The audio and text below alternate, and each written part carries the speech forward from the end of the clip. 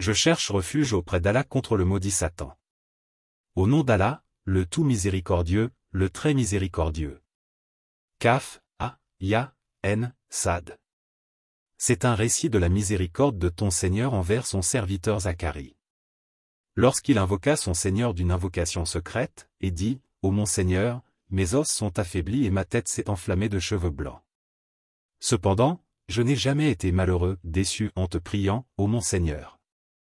Je crains le comportement de mes héritiers, après moi. Et ma propre femme est stérile. Accorde-moi, de ta part, un descendant qui hérite de moi et hérite de la famille de Jacob. Et fais qu'il te soit agréable, ô mon Seigneur. Un descendant, qui hérite du savoir et de la sagesse des prophètes. Ô Zacharie, nous t'annonçons la bonne nouvelle d'un fils.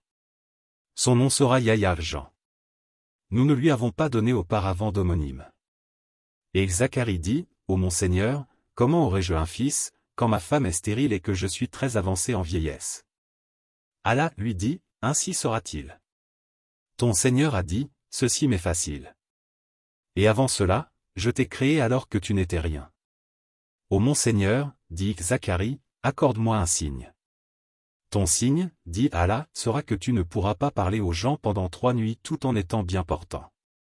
Il sortit donc du sanctuaire vers son peuple, puis il leur fit signe de prier matin et soir. Aux gens, Yahya. Tiens fermement au livre, la Torah. Et nous lui donnâmes la sagesse alors qu'il était enfant, ainsi que la tendresse de notre part et la pureté. Et il était pieux. Et dévoué envers ses pères et mères, et ne fut ni violent ni désobéissant. Que la paix soit sur lui le jour où il naquit, le jour où il mourra, et le jour où il sera ressuscité vivant. Et mentionne, dans le livre, le Coran, Marie, quand elle se retira de sa famille en un lieu vers l'Orient. Elle mit entre elle et eux un voile. Nous lui envoyâmes alors notre esprit, Gabriel, qui se présenta à elle sous la forme d'un homme parfait. Elle dit, je me réfugie contre toi auprès du tout miséricordieux. Si tu es pieux, ne m'approche point. Il dit, je ne suis qu'un messager de ton Seigneur pour te faire don d'un fils pur. Elle dit, comment aurais-je un fils, quand aucun homme ne m'a touché, et je ne suis pas une prostituée? Il dit, ainsi sera-t-il. Cela m'est facile, a dit ton Seigneur. Et nous ferons de lui un signe pour les gens, et une miséricorde de notre part. C'est une affaire déjà décidée. Elle devint donc enceinte de l'enfant, et elle se retira avec lui en un lieu éloigné. Puis les douleurs de l'enfantement l'amenèrent au tronc du palmier, et elle dit, malheur à moi. Que je fusse morte avant cet instant. Et que je fusse totalement oubliée. Alors, il l'appela d'au-dessous d'elle, lui disant, ne t'afflige pas. Ton Seigneur a placé à tes pieds une source. Il l'appela d'au-dessous d'elle, soit l'ange Gabriel qui était situé à côté d'elle, sur un plan de terrain plus bas, soit son fils Jésus qui venait de naître.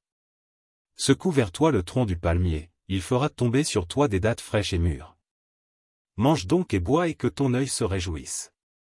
Si tu vois quelqu'un d'entre les humaines, dis-lui, assurément, j'ai voué un jeûne au tout miséricordieux, je ne parlerai donc aujourd'hui à aucun être humain. Alors, elle vint auprès des siens en le portant le bébé. Ils dirent, ô Marie, tu as fait une chose monstrueuse. Sœur de Haroun, ton père n'était pas un homme de mal et ta mère n'était pas une prostituée. Sœur de Haroun était un homme bien connu pour sa piété. Il était de la tribu de Mariam. Elle fit alors un signe vers lui le bébé. Ils dirent, comment parlerions-nous à un bébé au berceau? Mais le bébé, dit, je suis vraiment le serviteur d'Allah. Il m'a donné le livre et m'a désigné prophète. Où que je sois, il m'a rendu béni, et il m'a recommandé, tant que je vivrai, la prière, à Salah, et l'aumône, à Zakat, et la bonté envers ma mère. Il ne m'a fait ni violent ni malheureux. Et que la paix soit sur moi le jour où je naquis, le jour où je mourrai, et le jour où je serai ressuscité vivant. Tel est Jésus, Issa, fils de Marie, parole de vérité, dont il doute. Il ne convient pas à Allah de s'attribuer un fils. Gloire à lui. Quand il décide d'une chose, il dit seulement, soit, et elle est. Certes, Allah est mon Seigneur tout comme votre Seigneur. Adorez-le donc. Voilà un droit chemin. Par la suite, les sectes divergèrent entre elles. Alors, malheur aux mécréants lors de la vue d'un jour terrible. Le jour du jugement dernier. Comme ils entendront et verront bien le jour où ils viendront à nous. Mais aujourd'hui, les injustes sont dans un égarement évident. Et avertis-les du jour du regret, jour de la résurrection, quand tout sera réglé, alors qu'ils sont dans ce monde inattentif et qu'ils ne croient pas. C'est nous, en vérité, qui hériterons la terre et tout ce qui s'y trouve, et c'est à nous qu'ils seront ramenés. Et mentionne dans le livre, Abraham c'était un très véridique et un prophète. Lorsqu'il dit à son père, « Ô mon cher père, pourquoi adores-tu ce qui n'entend ni ne voit, et ne te profite en rien? Ô mon cher père, il m'est venu de la science ce que tu n'as pas reçu, suis-moi donc, je te guiderai sur une voie droite. Ô mon cher père, n'adore pas le diable, Satan, car le diable désobéit au tout miséricordieux. Ô mon cher père, je crains qu'un châtiment venant du tout miséricordieux ne te touche et que tu ne deviennes un allié du diable, Satan. Il, le Père, dit, ô Abraham, aurais-tu du dédain pour mes divinités? Si tu ne cesses pas, certes je te lapiderai, éloigne-toi de moi pour bien longtemps. Paix sur toi, dit Abraham. J'implorerai mon Seigneur de te pardonner car il a toujours été bienveillant à mon égard, répondant à mes prières. Je me sépare de vous, ainsi que de ce que vous invoquez, en dehors d'Allah, et j'invoquerai mon Seigneur. J'espère ne pas être malheureux dans mon appel à mon Seigneur. Puis, lorsqu'il se fut séparé d'eux et de ceux qu'il adorait en dehors d'Allah, nous lui fîmes don d'Isaac et de Jacob, et de chacun nous fîmes un prophète. Et nous leur donnâmes de notre miséricorde, et nous leur accordâmes un langage sublime de vérité. Et mentionne dans le livre Moïse. C'était vraiment un élu, et c'était un messager et un prophète. Du côté droit du mont, Sinaï, nous l'appelâmes et nous le fîmes approcher tel un confident. Et par notre miséricorde, nous lui donnâmes Aaron son frère comme prophète.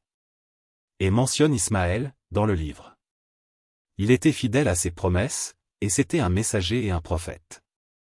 Et il commandait à sa famille la prière, à Salat, et l'aumône, à Zakat, et il était agréé auprès de son Seigneur.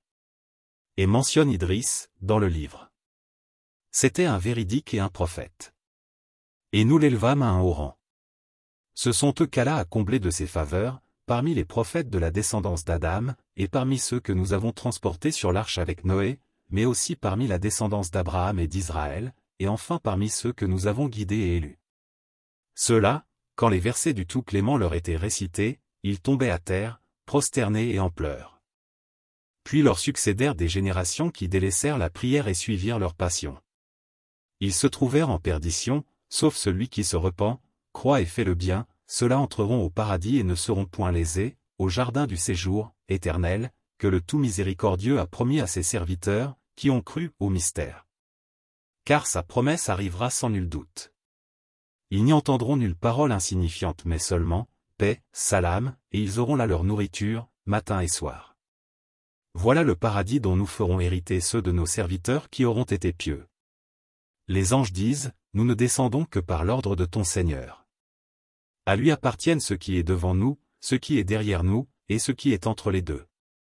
Ton Seigneur n'est point oublieux. C'est lui, le Seigneur des cieux et de la terre et de ce qu'il y a entre les deux. Adore-le, sois patient en l'adorant. Lui connais-tu un homologue? L'homme dit, est-ce qu'une fois mort, je serai sorti vivant, de la terre? Mais l'homme ne se rappelle-t-il pas que nous l'avons créé une première fois quand il n'était rien? Par ton Seigneur. Assurément, nous les rassemblerons, eux et les diables. Puis, nous les placerons autour de l'enfer, agenouillés. Ensuite, nous arracherons de chaque groupe ceux d'entre eux qui étaient les plus obstinés contre le tout miséricordieux. Puis nous sommes le meilleur à savoir ceux qui méritent le plus d'y être brûlés. Et il n'y a personne parmi vous qui ne passera pas par l'enfer, car il s'agit là, pour ton Seigneur d'une sentence irrévocable. Ne passera pas par l'enfer, sur le pont de l'enfer que les croyants franchiront selon leurs œuvres ici-bas et les mécréants y tomberont. Ensuite, nous délivrerons ceux qui étaient pieux et nous y laisserons les injustes agenouillés. Et lorsque nos versets évidents leur sont récités, les mécréants disent à ceux qui croient, lequel des deux groupes a la situation la plus confortable et la meilleure compagnie? Et combien de générations, avant eux, avons-nous fait périr, qui les surpassaient en bien et en apparence?